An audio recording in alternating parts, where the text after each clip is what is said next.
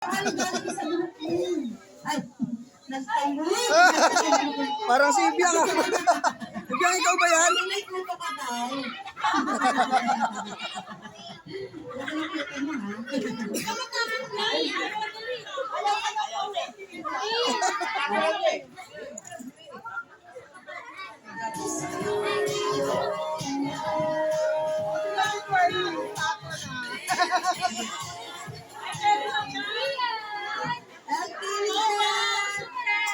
Huwag ka makulit.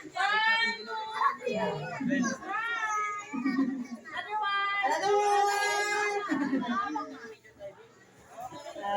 So this time, sa mga guests po, wait lang po tayo. Bibigyan ko kayo ng time. After po nila sumayaw, saka po tayo magpa-picture sa kanila. But